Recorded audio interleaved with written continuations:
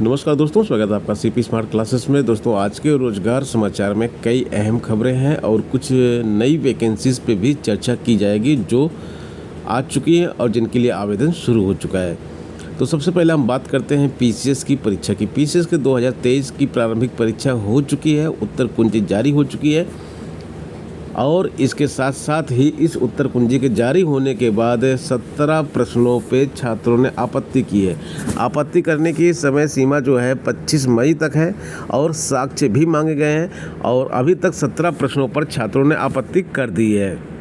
उत्तर कुंजी 14 मई को जारी की गई थी, तो यहाँ पे साक्ष्य देते हुए जो छात्रों ने आपत्ति की है उनमें कुछ इम्पोर्टेंट प्रश्न हैं जिनके बारे में हम इस वीडियो में चर्चा करेंगे। तो आइए अभी दिखा देते हैं आपको कौन से इम्पोर्टेंट प्रश्न थे।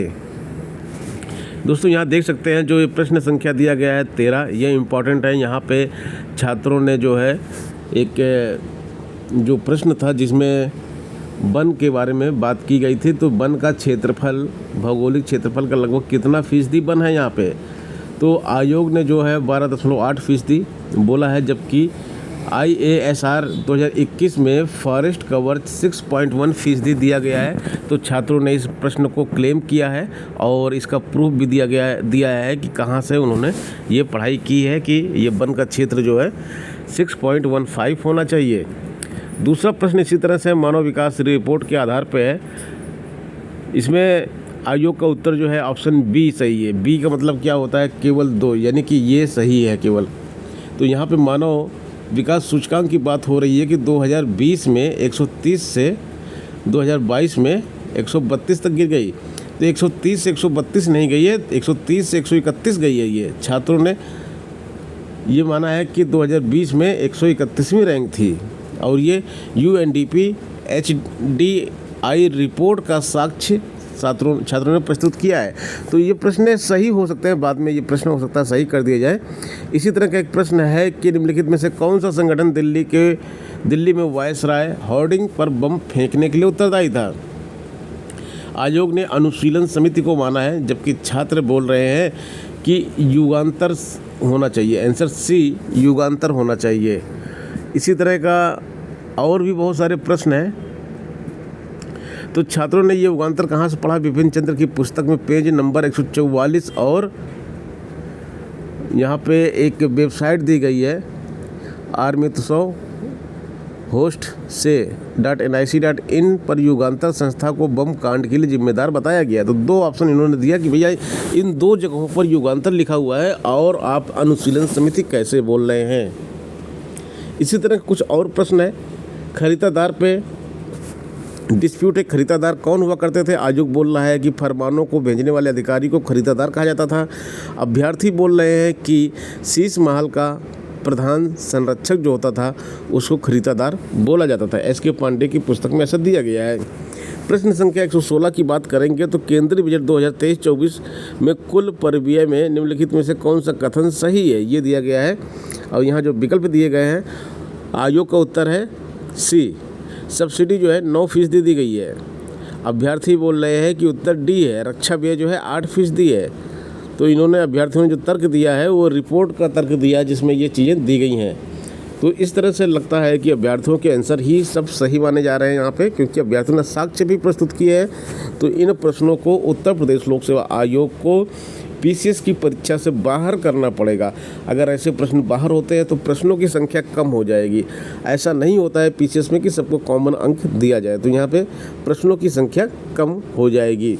एक प्रश्न इसी तरह से और ही बहुत इंपॉर्टेंट है जो काफ़ी घूम रहा है।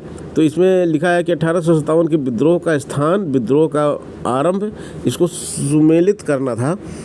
तो यहाँ पे भी छात्रों के और आयोग के आंसर में डिस्प्यूट है। स्टेट फॉरेंसिक इंस्टीट्यूट में प्रतिनियुक्ति के 66 पदों के लिए 29 तक आवेदन किए जाएंगे। प्रतिनियुक्ति पे पद है ये, तो यहाँ पर जो है सरकारी विभाग के जो कर्मचारी हैं वही केवल इसमें पात्र हैं, चाहे वो केंद्र सरकार के हों या राज्य सरकार के हों। और ये प्रतिनियुक्ति 3 साल के लिए दी जा रही है। पीईटी के सर्टिफिकेट की जो वैलिडिटी है उसको बढ़ाने के लिए छात्रों ने मांग की है और क्वालिफाइंग नंबर भी निर्धारित करने की बात की है। क्वालिफाइंग नंबर तो देखिए बिल्कुल निर्धारित होना चाहिए, जिससे टेट सीटेट आदि परीक्षाओं में होता है तो वहाँ पे क्वालिफाइंग नंबर निर्धारित है, उसी तरह से पेट में भी निर्धारित होना चाहिए। ये नहीं कि आपकी परसेंटाइल जितनी आई है आप सबके सब आवेदन करें, ऐसा कुछ नहीं होना चाहिए। यहाँ पे एक परसेंटाइल फिक्स कर देना चाहिए कि जिसका परसेंटाइल इतना, यानी कि पासिंग मार्क जो है 60%, 70%, वाट एवर जो भी हो, वो आयोग को एक डिसाइड कर लेना चाहिए कि भाई इतने नंबर अगर लेके आते हो तो आप पास माने जाओगे, आप मुख्य परीक्षा में आवेदन करोगे। तो ये जो मांग है ये तो बिल्कुल सही मांग है, जो छात्र लगातार करते रहे। आयोग को इसके बारे में विचार करना चाहिए। PCS जे की परीक्षा शुरू हो चुकी है, मुख्य परीक्षा। और प्रयागराज की बात करें तो यहाँ पे 97.19 अभ्यर्थियों ने PCS जे की मुख्य परीक्षा दी। जो मुख्य परीक्षा में प्रश्न आए थे, कुछ इस तरह के प्रश्न आए थे। राज्यसभा के सभापति के रूप में उपराष्ट्रपति की प्रमुख भूमिकाएं क्या है, स्थगन प्रस्ताव क्या है, इसका उद्देश्य क्या है, अटॉर्नी जनरल की नियुक्ति कौन करता है, उनकी योग्यता और कार्यकाल क्या है, लोकसभा और राज्यसभा के बीच विधायी संबंध क्या है, दहेज सामाजिक बुराई है, दहेज लेने या देने, दहेज मांगने का क्या दंड है, अगर कोई दहेज मांगता है तो उसको क्या दंड मिल सकता है, देने और लेने दोनों को मिलना, देने वाले और लेने वाले दोनों को मिलने का प्रावधान इसमें दिया गया है। घरेलू हिंसा से महिला संरक्षण अधिनियम 2005 के संदर्भ में घरेलू संबंध का क्या अर्थ है, संगम युग में महिलाओं की क्या स्थिति थी। ये सारे प्रश्न जो है इम्पॉर्टेंट थे और ये प्रश्न एग्जाम में आए हुए थे। BDL में वैकेंसी आई है, 100 पद हैं। Bharat dynamics limited project officer एवं प्रोजेक्ट इंजीनियर के पदों पर भर्ती हो रही है। अधिकतम आयु सीमा 28 वर्ष निर्धारित की गई है। आयु की गणना 10 मई 2023 के अनुसार की जाएगी। आरक्षित वर्गों को आयु सीमा में छूट नियमानुसार दी जाएगी।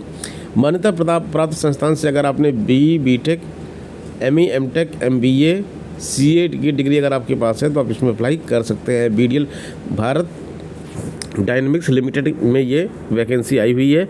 अंतिम तिथि आपको बता दें 23 जून 2023 है और यहाँ पे वेबसाइट इसकी दी गई है bdl-india.in, www.bdl-india.in दिया गया है।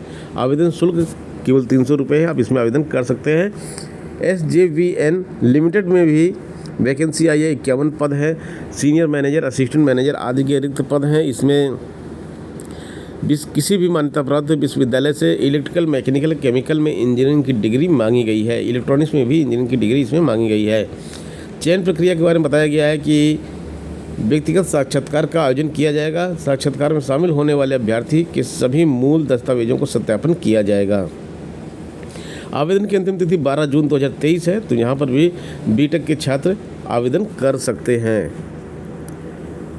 राजस्थान में इसी तरह की महिला स्वास्थ्य कार्यकर्ताओं के पद खाली हैं। 3,736 पद खाली हैं। इस पर भी भर्ती निकाली गई है और अधिकतम आयु 40 साल इसमें रखा गया है। चयन प्रक्रिया अभ्यर्थियों की शैक्षिक योग्यता, व्यावसायिक परीक्षा व अनुभव के आधार पर मेरिट लिस्ट तैयार की जाएगी। उसके बेस पे यहाँ पे चयन किया जाएगा। तो दोस्तों ये हो गई आज की अपडेट। मिलते हैं नेक्स्ट वीडियो में कुछ नई अपडेट, कुछ नई जानकारी के साथ। बने रहें आप CP स्मार्ट क्लासेस के साथ। धन्यवाद।